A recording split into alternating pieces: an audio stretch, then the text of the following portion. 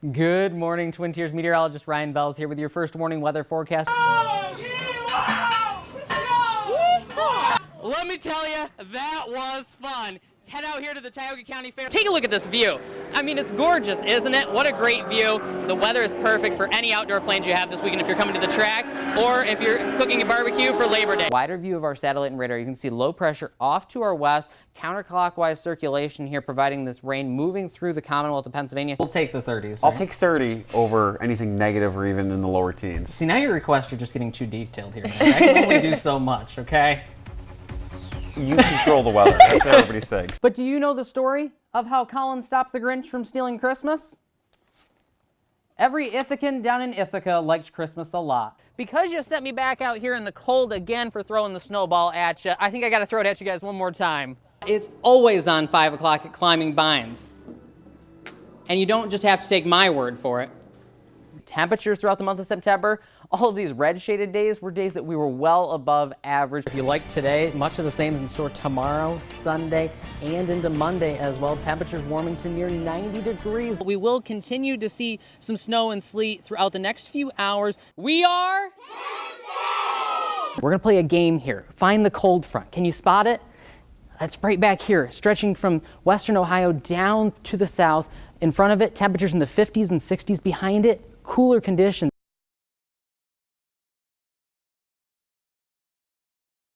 Now, your severe weather Team 6 forecast.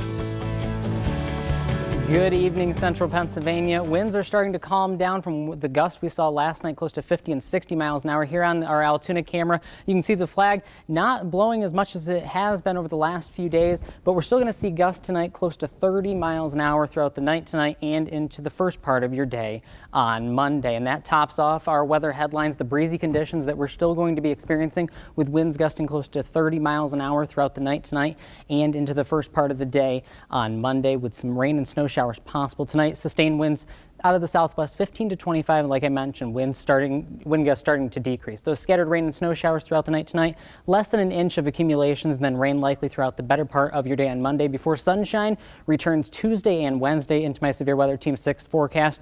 With abundant sunshine Tuesday, cool temperatures. Our wind chills Tuesday morning, we're going to be in the single digits. Then scattered rain showers arrive Wednesday afternoon and Wednesday evening. But temperatures throughout the entire forecast well below average. Our average for this time of the year should be in the upper 50s. We'll be far from that throughout the forecast. Right now, though, throughout the viewing area, we're looking at temperatures holding steady in the lower 30s throughout much of the viewing area. Still 40 in Johnstown, 33 in Altoona, down into the lower 30s, Du Bois and Clearfield right now. Temperatures throughout the entire viewing area, wider view of it.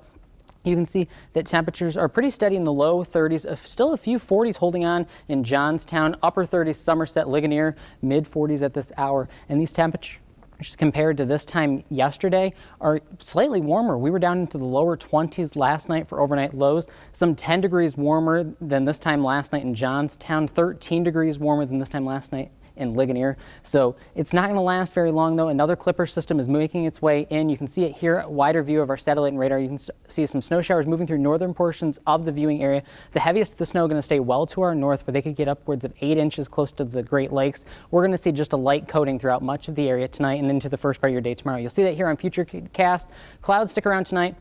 A light scattered snow shower possible, then rain likely throughout the day on Monday, possibly heavy at times, and then we might see a few peaks of sunshine late on Monday, and then going into Tuesday, we start to clear it out. Abundant sunshine's in store for the day on Tuesday. Still windy. You can see the wind streams here very tightly packed out of the northwest, so it's still going to be quite breezy throughout the day on Tuesday. High pressure, though, keeps us sunny going into Wednesday as well. Like I mentioned, just a light coating throughout the area tonight, nothing major.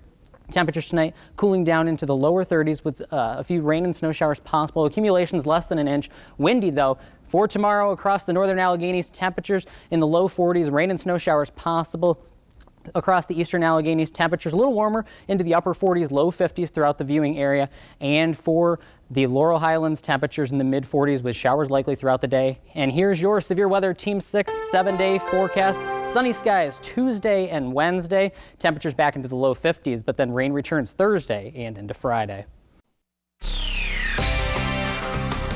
Good evening, Twin Tiers, and happy Friday. It is 6:10 on your Friday evening. Live look at our Cornell Skycam. Mix of sun and clouds throughout the area. Temperatures in the low 80s today. One more day of those low 80s, and then temperatures will start to cool back down into the 70s, and a few upper 60s are in my 7-day forecast coming right up. Our weather headlines, what we're tracking for you, topping it off, the partly cloudy skies we're going to see tonight. Isolated shower possible. Patchy fog late tonight and into the first part of your day on Saturday, but that burns off and we're going to see a sunny Saturday in store. The last of those 80-degree temperatures tomorrow, 5-degree guarantee of 82, at least for the time being, and then temperatures cool back down like I mentioned. And then going into Sunday, wrapping up the weekend, a stormy Sunday is in store. Severe storms possible going into Sunday. I'll have details on that coming right up. Right now, though, at the Elmira Corning Regional Airport, sunny skies, 81 degrees, winds out of the west-southwest at 5 miles an hour. Up in Ithaca, slightly cooler into the upper 70s with a few more clouds. Dew point holding steady in the mid-50s. That's a little bit down from where it was earlier today, so the mugginess is starting to fade away throughout the late afternoon and evening hours. Satellite and radar, sun and clouds out there right now. More sun in store going into tomorrow. Right now, though, throughout the viewing area, temperatures holding steady in the upper 70s, low 80s, 83 in Corning, 77 Watkins Glen, Spencer, 76, and 80 degrees as you head out towards the Binghamton area. Wider view of our temperatures, you can see out to the west, still some more upper 70s, low 80s. That'll move its way into our area for tomorrow. And then take a look further off to the west, near Green Bay and Minneapolis, these 70 and 60-degree temperatures, that'll make its way into our area going into Sunday and throughout next week. Satellite and radar, you can see the clear skies for tomorrow, sunny skies off to our west thanks to that high pressure. Further off to the west where those cooler temperatures were, some showers stretching all the way down, and that'll be making its way into our area for some stormy Sunday in store with potentially some strong to severe storms. We'll take a look at that. The National Weather Service's Severe Weather Prediction Center has put us in the marginal area for Sunday, just almost into the slight area, so we could see some strong storms on Sunday and some windy conditions as well. Marginal area means that few thunderstorms close to severe are possible, windy conditions, and the potential for some hail exists going into the day on Sunday. Future track mapping it out for you. Partly cloudy skies tonight, a few isolated showers possible, and then going into tomorrow, sunny skies early, clouds increase throughout the day, and then we'll see showers move in late Saturday night and into the day on Sunday. Some of these storms could be heavy at times and potentially strong as well throughout the day on Sunday. They'll be very widespread throughout the area going into the day on Sunday, and then some lingering showers into Monday. Tonight's forecast, cooling it down into the lower 50s, 52 our overnight low with partly cloudy skies. Can't rule out that isolated shower like I mentioned. Tomorrow, 5-degree guarantee, warming it up to 82 degrees. Mix of sun and clouds. More clouds move into the area late Saturday and into the day on Sunday. Tomorrow night, Pioneers home opener, 7:05 start time for the game at Dunn Field, and I hate to be the bearer of bad news. Looks like some scattered showers might make their way in ahead of all those storms that we're looking for on Sunday, so make sure you have the rain jacket handy if you're headed out tomorrow night. Forecast, 5-degree guarantee for today, 82, unofficially 83 at the Elmira Corning Regional Airport. And there's that first warning, 7-day forecast, 82 tomorrow, the 5-degree guarantee, 77 Sunday with those storms possible, and then falling into the 70s and a few upper 60s there. So a cooler pattern is in store. Hopefully less humid as well, it looks like. That would be good. And you said tomorrow night rain. Do you know what time specifically we should expect it? It's going to be close. I think the first part of the game will be dry, but then the chance for some showers moves in late in the game and then into Sunday as well. Might have to get postponed a little bit. Yeah. Okay. And then on Sunday, real quick, rain all day long? Looking like widespread. Scattered? Looks like going to be scattered the first part of the day, but then some strong thunderstorms possible throughout the afternoon hours, so do be careful. We'll keep our raincoats handy. Exactly. Thanks, Ryan.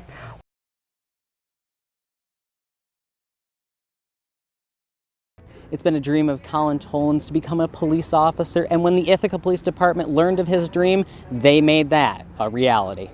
Colin is only 9 years old, but has shown the bravery that is necessary for a police officer as he's battled brain cancer since age 2 and endured 6 brain surgeries. Now, do you solemnly swear to uphold the Constitution of the State of New York and the Constitution of the United States of America, and to faithfully discharge the duties of the office of police officer in the city of Ithaca? Yes. Ithaca Mayor Savante Myrick and Police Chief Barber swore in Colin as an honorary police officer. So that's Officer Colin Hayward Tolan now. He first thought he would be best suited in the office, but the department convinced him otherwise. I just like helping people. I decided to get the job to be a police receptionist. Hey, you know, Colin's taking this really seriously. He thinks this is a job. So, you know, just so you know, this isn't just like, oh, come down to the station and we'll show you around and we'll have a fun day. This is like, this is a career change for him. For me personally, it's definitely probably the highlight of my career to be able to grant a wish to someone who is so worthy of so much more than just a wish. And he is inspiring, he's brave and courageous, and I tell you, it touches my heart. I know it's touched the heart of every single officer in that crowd today. Officer Hayward Tolan enjoyed his day as Mayor Myrick proclaimed it Colin Hayward Tolan Day in the city of Ithaca. I think it's pretty amazing that everyone came and that they are celebrating, so I'm very surprised. It meant so much to us. And I was like genuinely the proud mother of a police officer this morning when we drove up. Colin had a message for everyone. You should always follow your dream no matter what. So if you have a dream of becoming a firefighter or anything, then you should actually get that job if you want to have that as your job. First on the agenda for Officer Tolan is a tour of the police station. Reporting in Ithaca, Ryan Belz, WENY News. But there are a bunch of school children that want to know about snow days, right? I always look forward to those, didn't you? Exactly. So we sent you out on the road to talk to some school officials. Yeah, that's for sure. I sat down with a bunch of school officials, learned about some techniques that they have to keep the children safe during the winter months and the preparation that goes into it well before the winter months. So let's take a look. You can see at the bottom of your screen closings and delays, mostly delays 2 hours this morning, all because of those slick roads. Yeah, it came pretty quickly yesterday afternoon. Snow, sleet, and freezing rain, bus drivers have to deal with all sorts of elements during the winter season. I know you've enjoyed that 2-hour delay this morning, but it's made for a difficult morning for school officials. Come aboard and let's go to school. And sit down with Northern Tioga School District Superintendent Diana Barnes. It's the night before school, the morning of school, or even during the school day, and the snow has begun to fall. What now?